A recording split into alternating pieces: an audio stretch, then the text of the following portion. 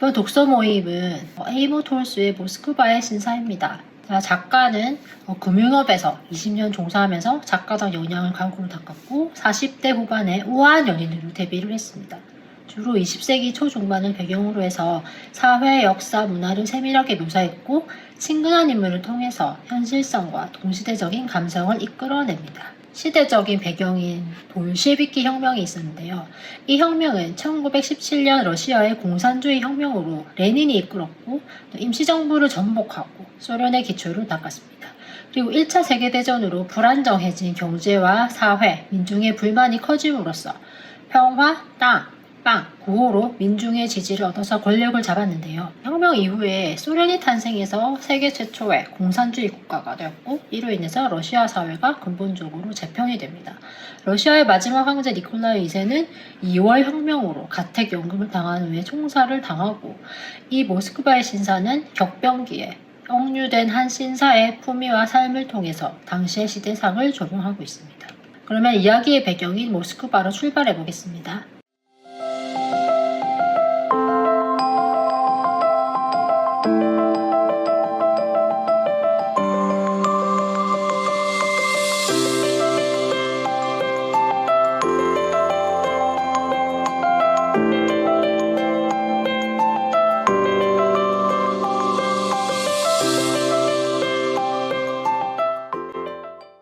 줄거리를 먼저 보겠습니다. 러시아 볼셰비키 혁명 직후인 1922년을 기점으로 해서 옛 귀족인 로스토프 백작은 모스크바 메트로폴 호텔에서 종신연금형을 선고받으면서 평생을 보내야 합니다. 볼셰비키 혁명 이후 러시아는 빠르게 사회주의 체제로 전환됩니다. 옛 왕조 출신인 로스토프 백작은 혁명 전 과거에 쓴 시가 잠시 혁명에 공헌한 덕분에 목숨은 건졌지만 메트로폴 호텔을 벗어나면 총살됩니다. 자, 호텔 안에서의 생활을 살펴볼게요. 스위트룸에서 하인용 다락방으로 쫓겨나와 명예와 특권을 모두 잃지만 좌절하지 않고 호텔 안에서 새로운 삶을 모색합니다.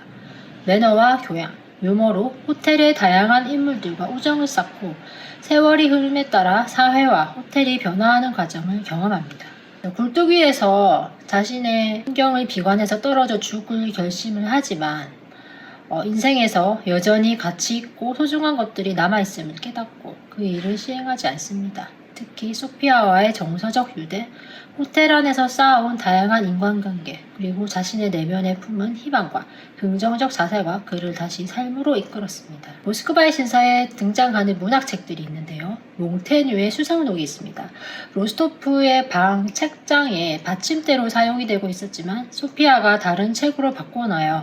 이 책은 철학적 자세와 또 자유로운 자기 성찰의 의미를 담고 있습니다.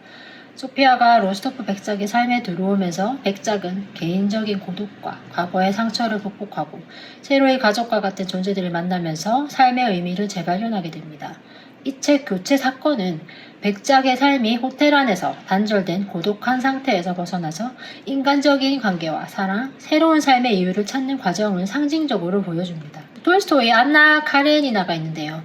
러시아 고전 중의 한 작품으로 개인 욕망과 사회 규범이 충돌하면서 비극적으로 파멸하는 주인공 안나의 이야기로 로스토프 백작이 읽는 고전 문학과 러시아 문학을 상징하는 작품 중의 하나입니다. 러시아 귀족 사회와 그 안의 인간 군상, 사회적 규범과 개인의 욕망 간의 갈등을 상징하면서 로스토프 백작이 처한 시대적 배경과 인물들의 내면적 갈등을 이해하는 데 중요한 문학적인 배경으로 등장합니다. 이 작품은 백작이 읽는 책들 중 하나로 그가 처한 운명과 사회적 제약 그리고 인간 품위와 절망 사이의 긴장감을 반영합니다. 호텔에 감금된 채 로스토프는 직업을 가지게 되었는데요. 자신의 과거 귀족 신분에 걸맞은 특별한 대우를 받다가 혁명 이후에 스위트룸에서 하인용 다락방으로 쫓겨난 후에 이제 자신의 처지를 받아들이고 호텔 내에서 할 수 있는 일들을 모색하게 됩니다. 그래서 호텔 내에서 웨이터 주임이라는 직업을 맡게 되는데요. 이 일에 뛰어난 솜씨와 품위를 발휘하며 자신의 역량을 훌륭히 수행합니다. 당시 사회 변화 속에서 할 수 있는 직업을 찾아서 자신의 품위를 지키고 호텔 사람들과 인간적으로 교류하는 모습을 보여줍니다. 여기서 로스토프 백작을 감시하는 비숍이라는 인물이 있는데요. 그 사람은 호텔 부지배인입니다. 이 사람은 권위적이고 또 소련 정부의 독재와 통제 체제를 상징하는 인물입니다. 이 사람은 로스토프의 자유로운 태도와 신사로서의 품위를 불편해하며 두 사람 사이에는 긴장감이 흐릅니다. 비숍은 감시와 압박에 집중하는 반면 로스토프는 인간미와 품격을 잃지 않으려고 애쓰면서 이 둘은 상징적인 대립관계를 형성합니다. 즉 로스토프는 자신의 품위와 예절을 지키며 호텔 내에서 의미 있는 역할을 수행해 나가고 비숍과는 시대적 권위와 자유로운 인격이라는 상징적 대립으로 긴장감이 극대화되는 관계로 묘사됩니다. 이러한 대비는 전체 이야기에서 구시대와 신시대 사이의 갈등, 개인성과 권력의 충돌을 상징합니다. 니나의 딸 소피아. 어린이 니나는 로스토프 백작과 함께 호텔에서 함께 이야기도 나누고 밥도 함께 먹으면서 보냅니다. 니나는 성장 후에 결혼을 했지만 남편이 노동 수용소에 구금을 당하면서 딸 소피아를 급하게 로스토프 백작에게 맡기고 떠난 뒤에는 영영 돌아오지 않습니다. 소피아는 호텔에서 백작뿐 아니라 주방장, 지배인, 재봉사 등 여러 사람들의 보살핌을 받으며 자랍니다. 백작은 소피아를 삶의 의미로 여기며 그녀와 여러 이야기를 나누고 그녀를 통해서 다시 삶의 동기와 활력을 얻게 됩니다.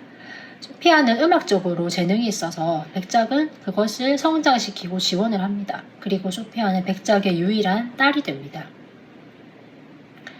로스토프는 호텔을 탈출할 계획을 세우는데요. 그 전에 사전 답사를 통해 여러 지하 통로, 비밀 출입구를 알아내고 신사답지 않은 도둑질을 하며 그리고 신뢰하는 오랜 친구들과 직원들의 도움을 통해서 탈출 계획을 세웁니다.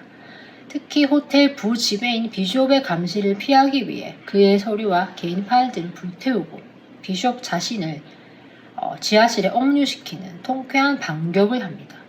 이로 로스토프가 단순한 환경의 피해자를 넘어서 상황을 주도하는 인물로 자리 잡았음을 상징적으로 보여줍니다. 그러면 딸 소피아는 어떻게 탈출을 했을까요? 소피아는 피아노에 천재적인 재능을 보여서 다 자란 후에 소련을 대표하는 피아니스트로 성장을 하는데요.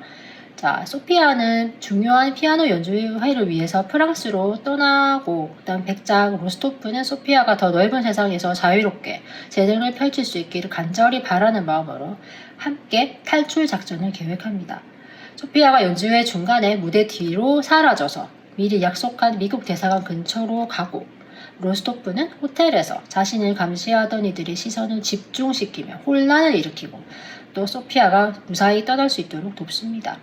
이 장면은 소피아의 자유와 백작의 해방이 동시에 이루어지는 극적인 장면입니다. 함께 나누어볼 나눔지는요. 로스토프 백작은 종신연금형을 선고받고도 품위를 잃지 않고 즉 자존감과 존엄성을 유지한 채 신사로 삶을 계속 이어나갔는데요. 그의 행동과 태도에서 무엇을 배울 수 있을까요? 그리고 만약 내가 종신형 가택연금을 받는다면 나의 삶을 적응시키는 방법을 그리고 탈출 계획을 세워본다면 어떻게 탈출할 수 있을까요? 두 번째, 소피아가 로스토프 공작의 인생에 들어온 경우처럼 새로운 인연이 인생을 바꾼 경험이 있다면 책 속 등장인물과 연결지어서 이야기해 볼 수 있을까요?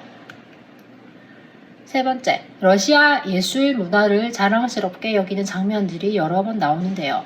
독서, 음악, 미술 등 예술적 소양이 삶의 위기에서 어떻게 힘이 되는지 책과 자신의 경험을 연결지어 봅시다. 네 번째, 변화하는 시대에 행복과 인생의 의미가 어떻게 달라지고 있는지 내가 이 책을 읽고 생각이 바뀐 부분이 있다면 나누어 봅시다.